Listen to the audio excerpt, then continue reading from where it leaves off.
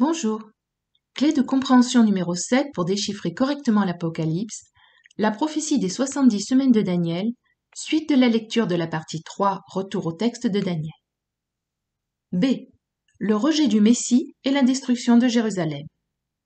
Les dirigeants juifs rejetèrent leur Messie, ce qui eut pour conséquence la destruction de Jérusalem et la dispersion de la nation. Matthieu 23, versets 37 et 38. Jérusalem, Jérusalem, qui tue les prophètes et qui lapide ceux qui te sont envoyés. Combien de fois ai-je voulu rassembler tes enfants, comme une poule rassemble ses poussins sous ses ailes, et vous ne l'avez pas voulu. Voici, votre maison vous sera laissée déserte. Matthieu 24, versets 1 et 2. Comme Jésus s'en allait au sortir du temple, ses disciples s'approchèrent pour lui en faire remarquer les constructions. Mais il leur dit, « Voyez-vous tout cela ? Je vous le dis en vérité, il ne restera pas ici pierre sur pierre qui ne soit renversée. » Nous savons déjà qu'à l'époque de Nebuchadnezzar, Jérusalem avait été détruite et le peuple exilé à Babylone. Daniel, ayant fait lui-même l'expérience de cette déportation et se trouvant toujours à Babylone, apprend maintenant que Jérusalem sera à nouveau détruite, mais que Dieu utiliserait une armée différente pour accomplir cette œuvre, une armée sous le commandement d'un autre prince. Ce prince sera, comme nous le savons depuis, un général romain nommé Titus. Et en effet, l'armée romaine dirigée par Titus accomplira cette partie de la prophétie donnée en Daniel 9, verset 26b. Le peuple d'un chef ou prince qui viendra détruira la ville et le sanctuaire, et sa fin arrivera comme par une inondation. Il est arrêté que les dévastations dureront jusqu'au terme de la guerre. Il est intéressant de considérer d'autres traductions afin de ne rien perdre du sens de cette portion du verset 26. Il est à noter que le texte commence par un « puis » ou un « et » ou un « quanta », comme le traduisent David Martin, King James, Darby, Horstwald ou encore le Semeur. De plus, la formulation « il est arrêté que les dévastations dureront jusqu'au terme de la guerre » a souvent été rendue par « il est décidé que les dévastations dureront jusqu'au terme de la guerre ». Version second 21, où les désolations sont déterminées jusqu'à la fin de la guerre, pour David Martin ou Ostwald, ou « et jusqu'à la fin, il y aura guerre, un décret de désolation », version Darby. Ainsi, Dieu va autoriser ces dévastations par décret divin. Enfin, surtout, il est question d'un prince et d'un peuple, car ici, le texte hébreu original utilise l'article indéfini « un » au lieu de l'article défini « le », pour décrire à la fois ce peuple et ce prince. Impossible donc de confondre les deux personnages dont il est question dans l'ensemble de ce verset. Celui qui est retranché, il n'aura pas de successeur, et celui qui vient avec un peuple envahir et dévaster Jérusalem, la ville sainte, durant un temps précis déterminé par Dieu. C. Retour au Messie. La prophétie parle ensuite d'une alliance particulière. Daniel 9, 27. Il fera une solide alliance avec plusieurs pour une semaine, et durant la moitié de la semaine, il fera cesser le sacrifice et l'offrande. Le dévastateur commettra les choses les plus abominables jusqu'à ce que la ruine et ce qui a été résolu fondent sur le dévastateur. Ce verset commence par le mot gabar, au ifil, qui dans ce cas signifie non seulement ce qui est solide et fort, mais aussi le fait de confirmer une alliance. Et c'est pour cela que beaucoup ont traduit comme Darby, et il confirmera une alliance avec la multitude pour une semaine. Et au milieu de la semaine, il fera cesser le sacrifice et l'offrande, et à cause de la protection des abominations, il y aura un désolateur, et jusqu'à ce que la consomption et ce qui est décrété soient versés sur la désolation. Donc que signifie « il confirmera une alliance avec beaucoup pour une semaine ». Au milieu de la semaine, il mettra fin aux sacrifices et aux offrandes. D'abord, cela veut dire que le processus de cette alliance, quand le Messie confirmera ou conclura une alliance avec beaucoup, est compris dans un temps particulier d'une semaine d'année, soit 7 ans. Ensuite, il est question d'une alliance que le Messie va contracter, imposer, conclure. Or, dans la Bible, une alliance est un accord scellé par le sang. Le mot alliance, bérit, en hébreu, n'est pas utilisé pour décrire un traité ou un autre type d'accord. Et dans le livre de Daniel, le mot alliance désigne toujours l'alliance de Dieu avec son peuple, en particulier celle ratifiée par le sang à l'époque de Moïse. Enfin, le mot hébreu pour confirmer, gabar, comme déjà vu avant, évoque l'idée d'une domination ou de prévaloir. Ce passage décrit comment le Messie va instaurer une alliance nouvelle qui supplantera l'ancienne, qui va prévaloir sur l'ancienne alliance, l'alliance mosaïque. Cette nouvelle alliance sera plus grande et plus puissante que la précédente, conclue par Dieu avec les enfants d'Israël au Sinaï.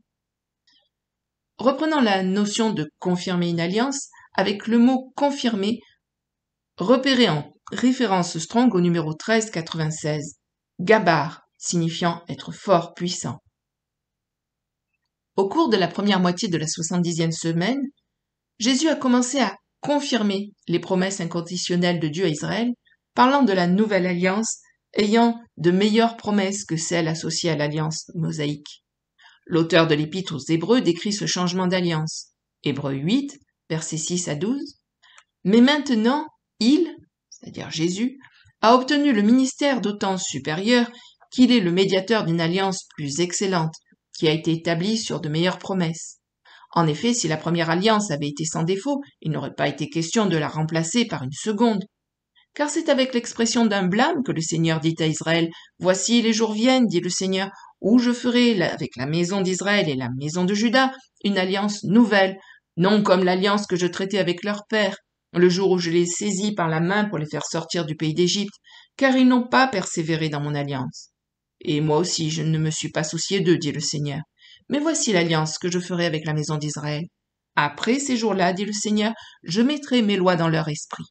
Je les écrirai dans leur cœur, et je serai leur Dieu, et ils seront mon peuple. Aucun n'enseignera plus son concitoyen, ni aucun son frère, en disant « Connais le Seigneur », car tous me connaîtront, depuis le plus petit jusqu'au plus grand d'entre eux, parce que je pardonnerai leurs iniquités, et que je ne me souviendrai plus de leurs péchés. Ou selon une autre traduction, mais maintenant Jésus a reçu un ministère d'une valeur bien supérieure, car l'alliance qu'il établit est meilleure et repose sur de meilleures promesses. Car si la première alliance avait été sans défaut, on n'aurait pas cherché à en créer une seconde.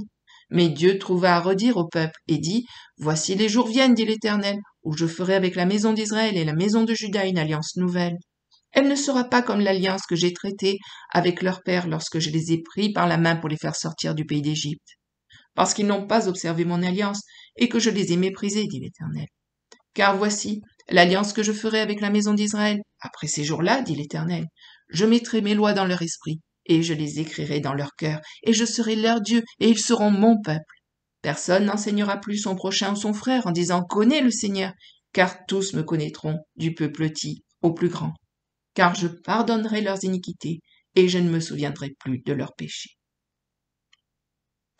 Cette alliance entraînerait donc le pardon des péchés.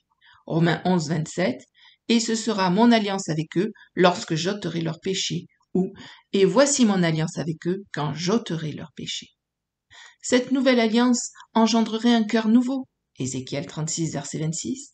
Je vous donnerai un cœur nouveau, et je mettrai en vous un esprit nouveau. J'ôterai de votre corps le cœur de pierre, et je vous donnerai un cœur de chair. Dieu lui-même leur enseignerait, Ésaïe 54, verset 13, « Tous tes fils seront disciples de l'Éternel, et grande sera la prospérité de tes fils. » Ou plus exactement, selon le texte hébreu, « Tous vos enfants seront enseignés par l'Éternel, et grande sera la paix de vos enfants. » Ce que l'on retrouve en Jean 6, verset 45, « Il est écrit dans les prophètes, ils seront tous enseignés de Dieu.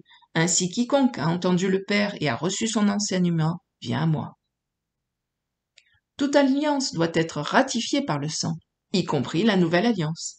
Matthieu 26, verset 28, « Car ceci est mon sang, le sang de l'alliance qui est répandu pour plusieurs, pour la rémission des péchés. » Hébreux 9, verset 15, « Et c'est pour cela qu'il est le médiateur d'une alliance nouvelle, afin que la mort étant intervenue pour le rachat des transgressions commises sous la première alliance, ou plus exactement, c'est pourquoi Christ est le médiateur d'une nouvelle alliance, afin que ceux qui sont appelés reçoivent l'héritage éternel qui leur a été promis, étant morts pour les racheter des transgressions commises sous la première alliance. La mission de Jésus sur terre, lors de sa première venue, était de mettre fin au système sacrificiel mosaïque ou employé depuis la chute, et de le mettre au repos total et définitif, en s'offrant comme victime parfaite du sacrifice parfait. Ainsi, à la fin de la première moitié de la 70e semaine, au milieu de la semaine, sacrifices et offrandes seraient mis au repos. Il prendrait fin. Revenons à Daniel 9, 27. Il fera cesser le sacrifice et l'offrande, ou il mettra fin au sacrifice et à l'offrande.